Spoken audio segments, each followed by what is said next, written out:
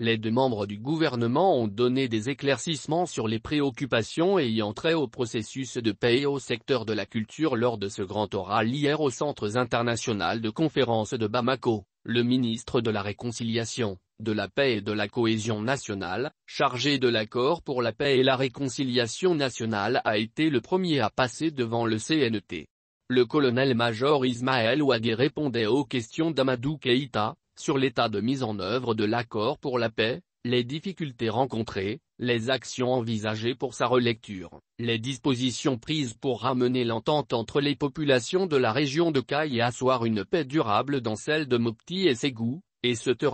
D'entrée de jeu, le colonel-major Ismaël Ouagué a indiqué que depuis sa signature, l'accord pour la paix et la réconciliation issu du processus d'Alger a enregistré des avancées notoires dans la mise en œuvre de ces 4 volets que sont les questions politico-institutionnelles, la défense et la sécurité, le développement social et culturel et l'aspect réconciliation, justice et les questions humanitaires. Le ministre Ouagué a cité, entre autres, l'adoption de 21 textes législatifs et réglementaires relatifs à la décentralisation, la révision prochaine de la Constitution, l'intégration de 1764 ex-combattants sur 1800 initialement prévus. Il a aussi évoqué la création et le fonctionnement de l'Agence de développement régional, ADR, la création et l'opérationnalisation de la zone de développement des régions du Nord ainsi que la mise en place du Fonds de développement durable et la signature de la convention de financement de 16 projets des collectivités territoriales couvrant tout le pays.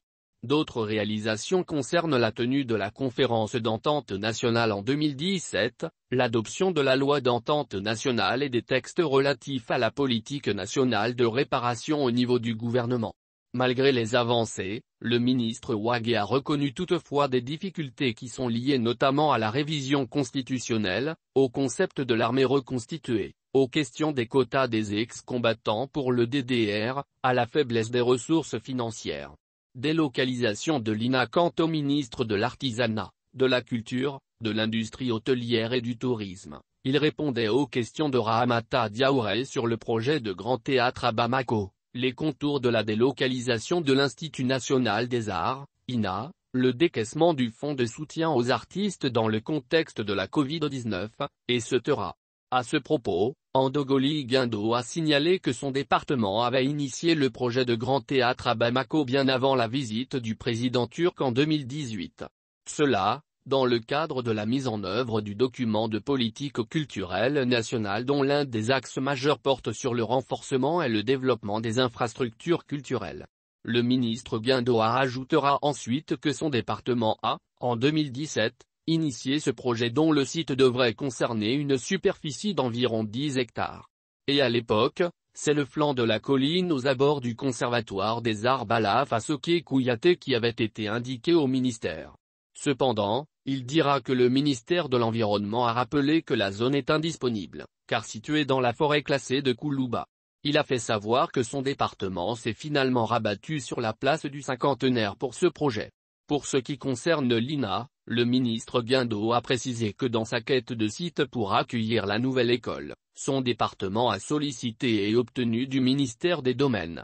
la mise à disposition d'une parcelle de 3 hectares dans la zone aéroportuaire. Une convention de réalisation de l'infrastructure a été signée entre le ministère de la Culture de l'époque et une société de la place qui est en train de réaliser les travaux. La dite convention stipule qu'après la réalisation de l'infrastructure, le titre foncier de l'INA pourrait être cédé à cette société en contrepartie des réalisations faites. D'après lui, cette nouvelle infrastructure sera réalisée à un coût au moins égal à la valeur de l'actuelle INA estimée à environ 2,52 milliards de FCFA. Les membres du CNT ont aussi examiné le projet de loi portant ratification de l'ordonnance N-2021-012/PTRM du 29 septembre 2021 autorisant la ratification de l'accord de financement Mouraba signé le 22 avril 2020 entre le gouvernement et la Société internationale islamique de financement du commerce, (ITFC),